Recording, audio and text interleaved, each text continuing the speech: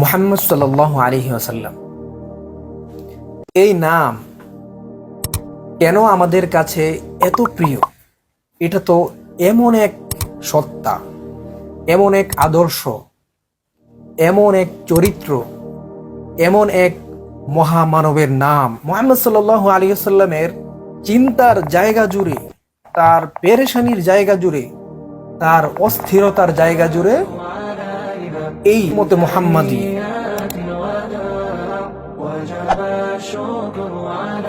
আসসালামু আলাইকুম ওয়া রাহমাতুল্লাহি ওয়া বারাকাতুহু। নাহমাদুহু ওয়া নুসাল্লি আলা রাসূলিহিল কারীম।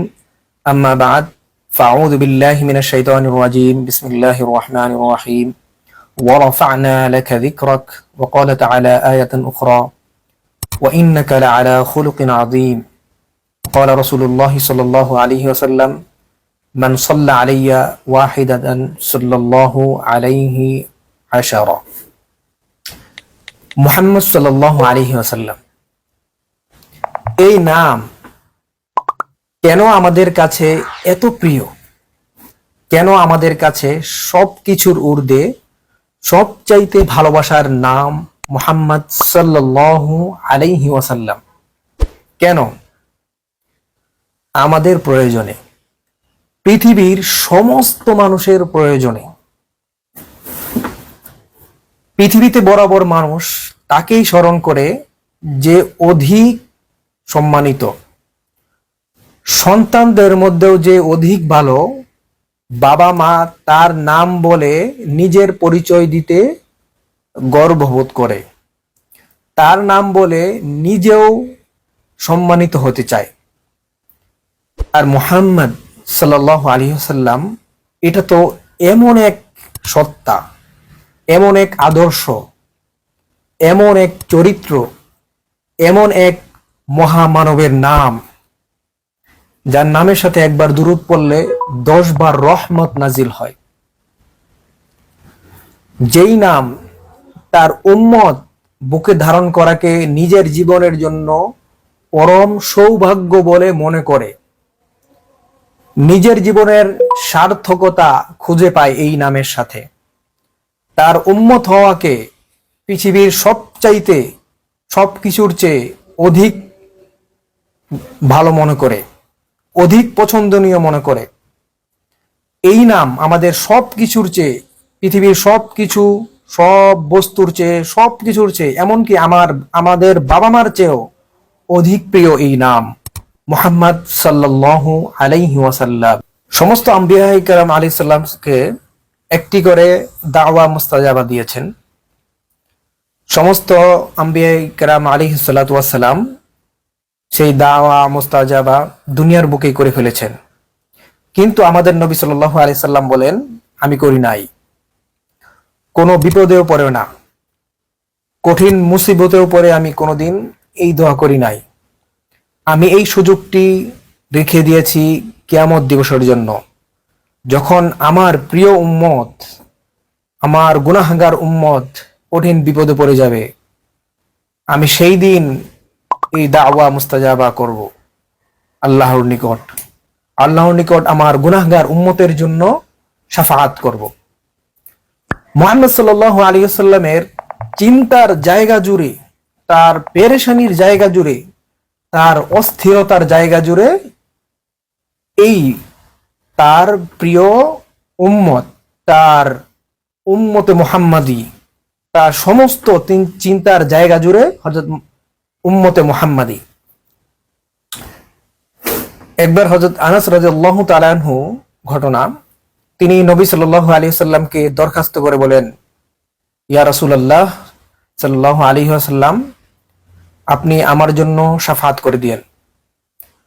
নবী সাল্লাল্লাহু আলাইহি ওয়াসাল্লাম বললেন, আফআলু ইনশাআল্লাহ, আমি অবশ্যই তোমার জন্য শাফাআত করব। তো হযরত আনাস রাদিয়াল্লাহু তাআলা আনহু বললেন, আপনি যে আমার জন্য শাফাআত করবেন,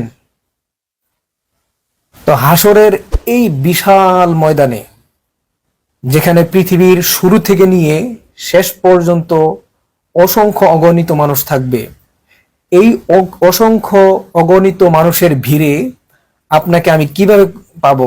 কোথায় খুঁজবো? কোথায় আমি আপনাকে পাবো? তো আমাদের প্রিয় নবী সাল্লাল্লাহু আলাইহি সাল্লাম বললেন, উতলুবনি আলাস সিরাত, আমাকে প্রথম পাওয়ার জন্য তুমি ফুলসিরাতে গিয়ে খুঁজবে, যেখান দিয়ে মানুষ পার হবে। সেখানে আমি থাকবো, আমার উম্মত সেখানে কোনো বিপদে পড়ে যায় কিনা, কোনো সমস্যা হয় কিনা, আমি সেখানে থাকবো। হযরত আনাস রাদিয়াল্লাহু তাআলা আনহু বলেন, ওয়া ইন লাম আলকাকা আলা সিরাত, যদি আমি আপনাকে ফুলসিরাতে না পাই, তখন আমি কোথায় যাব, কোথায় খুঁজব? তো আমাদের প্রিয় নবী সাল্লাল্লাহু আলাইহি সাল্লাম বললেন, উতলুবনি ইনদাল মিজান, যদি আমাকে ফুলসিরাতে না পাও, তাহলে সঙ্গে সঙ্গে মিজানে চলে আসবে।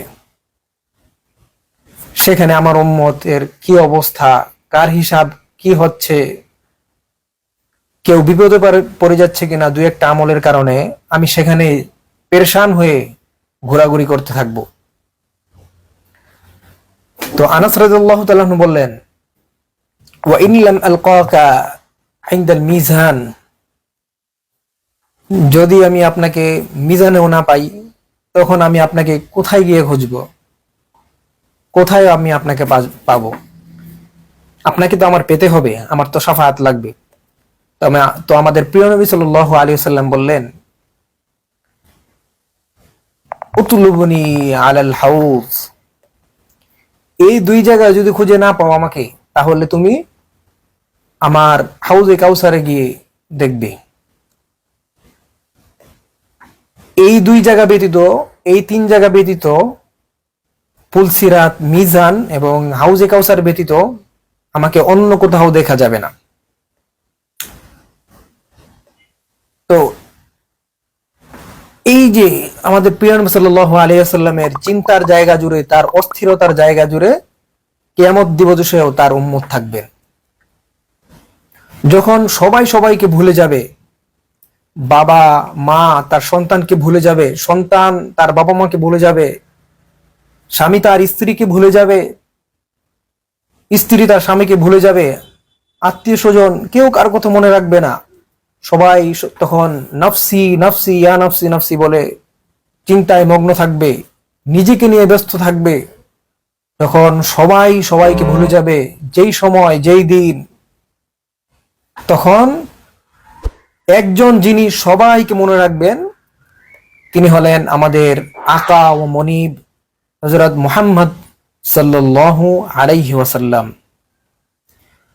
এই নাম, এই আদর্শ, এই চরিত্র আমরা আমাদের জীবনে বাস্তবায়ন করলে আমাদের জীবনের রং হবে সাহাবায়ে কেরাম রাদিয়াল্লাহু আনহুর মতো। আমাদের জীবন আদর্শ, আমাদের জীবন যাপন হবে উত্তম, সুশৃঙ্খল, উত্তম জীবন, এবং এই জীবনে হবে আল্লাহর কাছে মকবুল, আল্লাহর কাছে অধিক প্রিয়, এবং এই জীবনই সবচেয়ে প্রিয় জীবন এবং সবচেয়ে আল্লাহর কাছে মকবুল জীবন।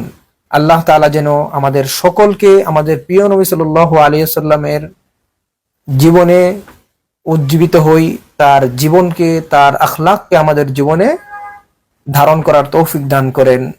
আসসালামু আলাইকুম ওয়া রাহমাতুল্লাহি ওয়া বারাকাতুহু।